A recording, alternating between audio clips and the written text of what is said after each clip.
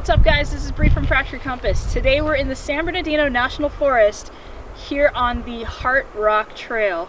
Now what's kind of cool about this is that if you guys ever saw the reboot of The Parent Trap, this is where they filmed all the hiking scenes with the evil wicked stepmother and the camping scenes at Camp Sealy, which is actually just right over there next to us. This is a really short hike. This is about a half a mile in, half a mile out, and when we do get there, we will show you exactly why they call it Heart Rock.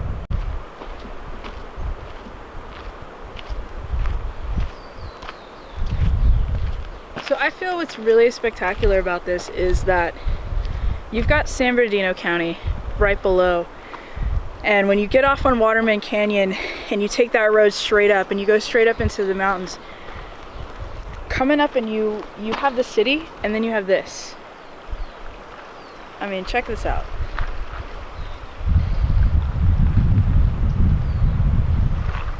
This is a real popular trail for the locals, and what's really important about this is that the locals do not like people coming up into these trails and leaving a bunch of trash and whatnot. This is an oasis above the city. So you want to really be mindful when you do come up here, and if you do, to pack in and pack out, because we don't want to destroy something that's this beautiful. Now, another reason why I really push not littering, not defacing, don't carve into trees and stuff is, one, yes, we do want to preserve nature, because if you look at, as time has gone on, we just build and build and build and develop. So these oases, this nature, it's becoming a little bit shrunken in. Like, there's not a lot of it. But also, my wife Jax, this is her home. This is where she was born. And if you litter and destroy stuff, she'll find you. She'll kill you.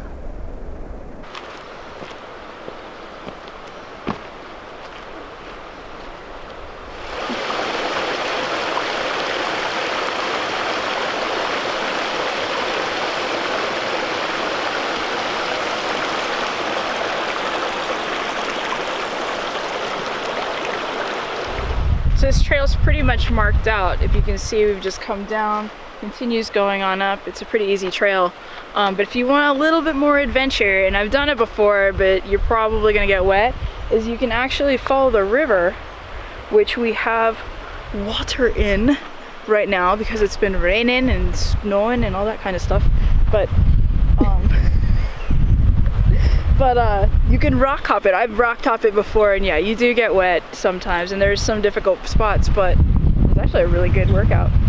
All right, so about a half mile in, you're gonna find this rocky descent as you go down, and that's where you wanna go to get to Heart Rock. Like I said, this isn't a long hike, but it's well worth it for the views, for the water, for just the nature of it all. If it looked bad in the film, like going down, it's not that bad. It's like steps, so absolutely doable.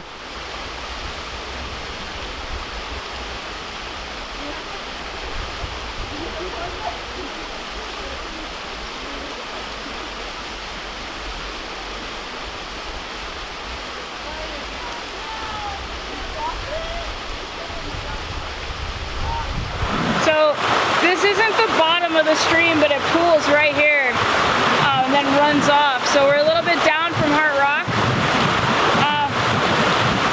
This water is snow runoff. It's spring, but it's like just into spring, so this water's cold, guys. If you fall in, it's gonna be like, you know, shock of your life right there. That is icy. I don't know like what it's officially called down here. Obviously we're in the San Bernardino Forest, National Forest, but it almost looks like there's footprints in the rocks at this point. So my wife, when she was a child, named it Bigfoot Rock, and that's just what we called it.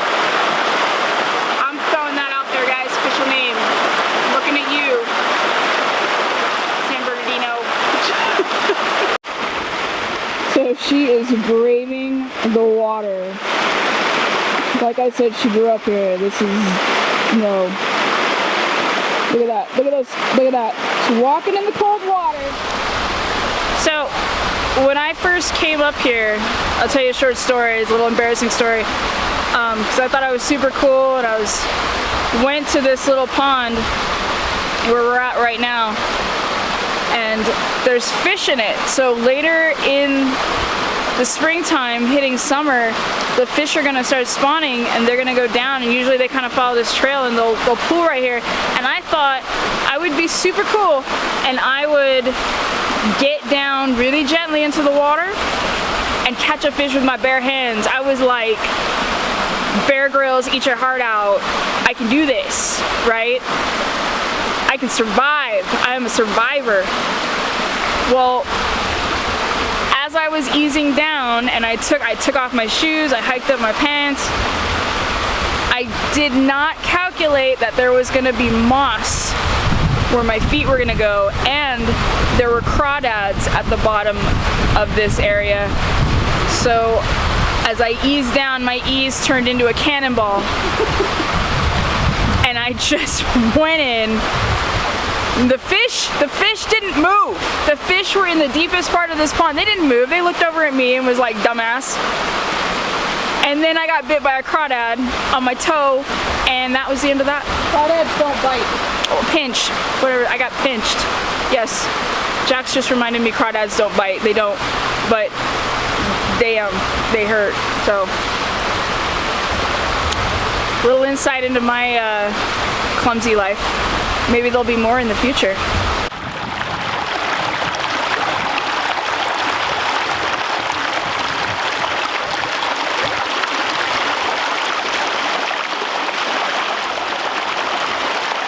So number one thing about rock hopping, plan it out, okay?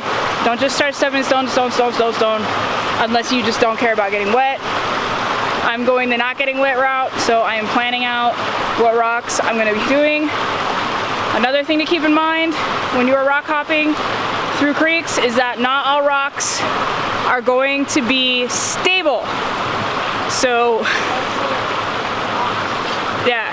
Not gonna be stable. Sometimes you might step on a rock and it might wiggle. Something else to think about is that the riverbed is made of sand and there's moss. Remember I told you I cannonballed into that pond? That is why, because I disrespected the moss. Don't disrespect the moss. See where Jax is right now? Like, she's got these big lengthy legs. She can do that. Okay. I'm 5'3". I have to plan out my route and step on smaller rocks and take smaller steps. Leaps and bounds,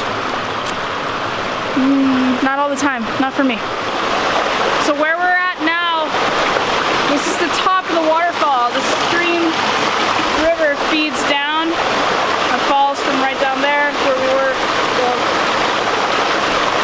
This is like the birth of a waterfall.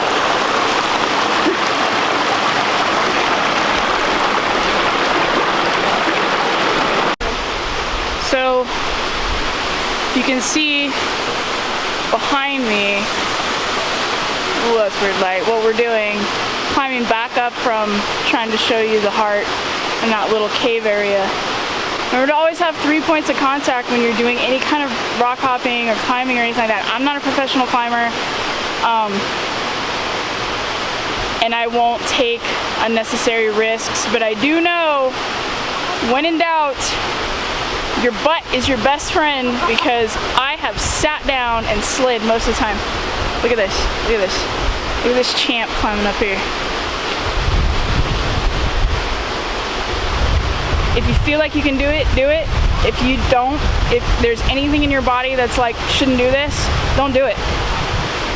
It's not worth it. So, something to keep in mind.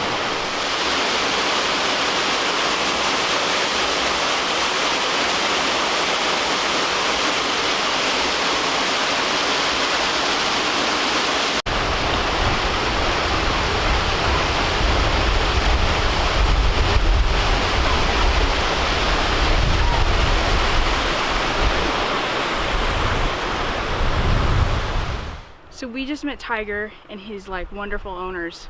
And I just wanted to point out that this is a dog-friendly area, and we have another giant dog just right there, so I'm a little out of breath. But it's fun for the whole family. Just make sure that you clean up after your pets. And yourselves. And yourselves. I'm gonna go start a duck frenzy. The local businesses sell duck food, and I bought some duck food. We're gonna go create some havoc. Create some duck havoc.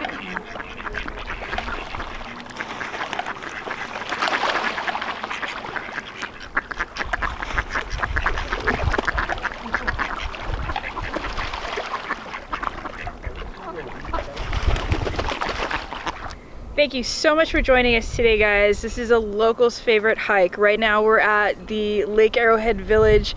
As you can see, the lake behind me, and this place is amazing. So if you do come down to do this hike, please stop by the village, support some local businesses. All these businesses pretty much run off of tourist seasons, so do what you can for them. 3 words: high altitude hiking. Okay, we're about 5,000 plus feet or so there, so you're gonna realize if you're not used to high altitude that you're gonna kind of be huffing and puffing, and that's completely normal. Okay, Jax is from here. She's got a little bit more easier time than I do.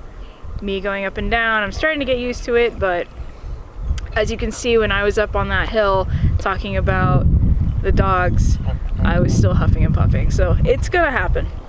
So if you see us out and about, come on up and say hi. We're super friendly. We also might go ahead and throw a fractured compass lanyard at you along with some other tokens. So you can do that, and don't forget to subscribe so you don't miss any of our videos and our adventures. Wednesdays we were pink. You can't sit with us.